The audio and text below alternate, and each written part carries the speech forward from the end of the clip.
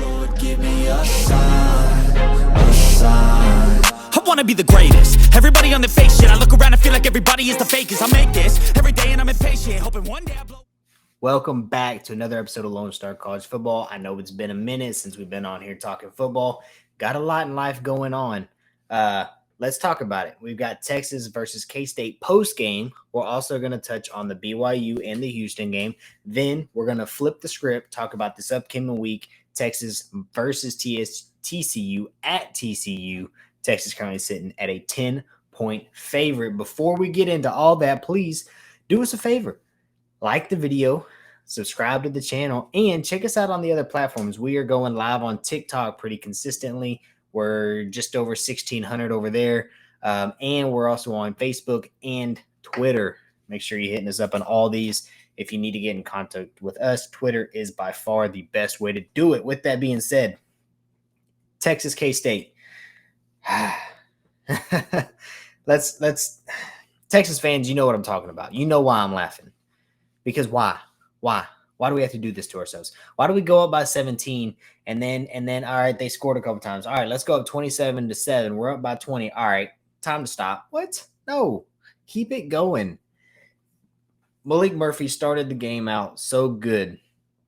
First quarter was balling out. I texted my buddies. I said, "Hey, Quinn might have to watch his back.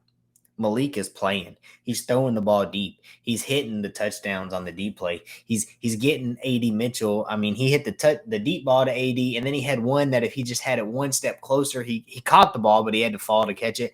And then he had one that if it was two steps closer, he scores another big I mean, A.D. Mitchell could have had 300 yards and two or three touchdowns.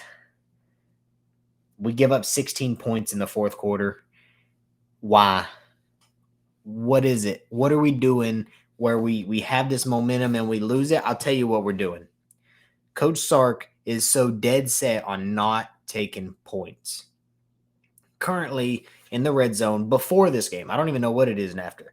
Before this game, we were averaging 3.8 points per red zone trip.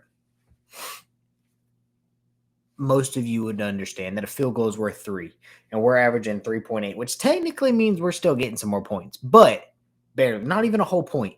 And we're losing momentum when we don't get it. Take the points. How much better would we have felt in this game when instead of winning by 3 with a minute and a half, we're winning by 9? We'd have been feeling, well, hey, that's all right. We're putting ourselves in these positions. We did it against Houston. We're winning 21-0. You do a fake field goal. Kick the field goal. Take the points. Go up 24. Keep momentum. Instead, you do a fake. We don't get it. Momentum flips. Their offense starts getting some traction. It's stupid, man. It's dumb. Right? I mean, against Kansas State, Maalik, goodness, 19-37, 248, 1 touchdown, 2 interceptions. The first interception, I'll give him a break on, right? Jonte, he tripped, he got held, whatever. I'll give him a break on that one. But after that, I got to give you credit, right? I can't say that second one was bad. That second one was terrible. You got the screenplay, Jonathan Brooks block and release, go up for the screen. He's just now getting off the release, and you just look over there and throw it. You can't throw that ball blindly. You got to at least look and make sure he's there. And that flipped the script. That interception, they get the ball like the 15 or so, and they score. Jonathan Brooks comes out, gets the first down on a big play, fumbles. They get the ball. They score in one more play. And next thing you know, we're in a nail biter, and it's just like, come on.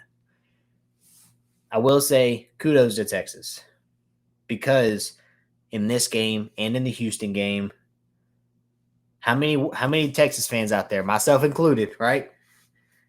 We had all sent that text. I've seen this before. We're going to lose. I've seen this. I've seen Texas do this before. We're going to lose. We found a way to win it. Defense found a way to win it. I hate it for our defense because we gave up 30 points, but at the same time, it's like our defense did great. Our defense, I mean, there's obviously when you have a quarterback end up with 327 yards, 4 touchdowns, you say, well, the defense didn't do great. Well, we gave up 43 yards rushing. That's elite. We had 3 sacks on the day. One of them was a strip sack, got the ball inside our own 20 on 10 or 15. Ended up getting points on that one. Defense played well. that's the K-State wrap up. We'll talk about BYU just for a second because there's really, 35-6 win. Maalik Murphy, 16 to 25, 172 touchdowns and interception. Not a great game, not bad. Jonathan Brooks with 98 yards. Defense held them to 6, so that's solid. The Houston game, we're up by 21. Quinn, 23 of 29, 211, 2 touchdowns. He gets hurt. Maalik comes in, doesn't throw the ball much. Sanborn has 1 pass attempt for 1 yard, apparently. Jonathan Brooks, 99 yards. But their defense fell apart. We went from just shutting down everything to giving up those drag routes. And keep giving up the drag routes. And I don't understand why we gave it up over and over and over and over again without the adjustment. Getting Ryan Watts back definitely helped us. But now let's jump. That's the games that have been played. We got out of them. We won. Number 7, Texas, traveling versus TCU. Texas sitting at a 10-point favorite. Let's talk about the matchups, man. We've got a TCU team that went to a national title last season. Yes. They got curb stomped repeatedly for 4 quarters in that game, but they went 65-7. I'm not sure if Chandler Morris is back. I hope not. Just because this Hoover guy's got 7 touchdowns, 7 interceptions, throwing 60%, although Chandler Morris is only throwing 65.8. Their running back's at 908 yards, 5.5 yards a carry. He's doing all right. Let's be real. This TCU team doesn't give us much to be concerned with, except for the fact that we are the Texas Longhorns. And if there's anybody that can go out here and make a game that we should win handedly, look tough, it's going to be us. The matchup's obviously going to be our defensive line, stopping the run game, putting pressure on whoever quarterback lines up back there. I personally think Quinn Ewers, if he's healthy, there was reports that he was throwing the ball last Thursday, but he didn't play. I think if he's 100%, we play him. I think if he's 90%, we sit him. You put Maalik out there. You hope Maalik can get the job done, but if he's struggling, you don't wait until we're losing by 2 possessions. But if he's struggling, then you throw Quinn out there and ask him to go save the day. That's what I think. I think we rely heavily on Jonathan Brooks, Cedric Baxter. We've got a very powerful running back duo right now, right? And I think we just let those 2 guys eat. Brooks averaging 6.2 yards per carry, over 1,000. Sarkis still never had a season as a head coach without having a rusher break 1,000. That's a great streak. Love to see that keep going. Baxter's playing great. Even Jaden Blue when he comes in. Keelan Robinson, when he does get a couple touches, he's fast and explosive, and he's able to make some good plays. I think this needs to be a game where we see Texas run the ball and let our defense stop them from running the ball.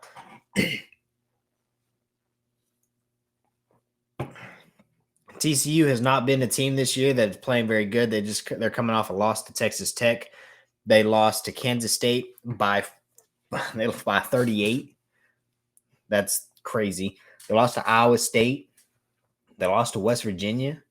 They beat BYU. They beat SMU. They beat Houston. They beat Nichols, and they lost to Colorado. They're 4-5. We've already beaten Kansas State. Like I said, they lost to 38. We won by 3. That's a big swing there.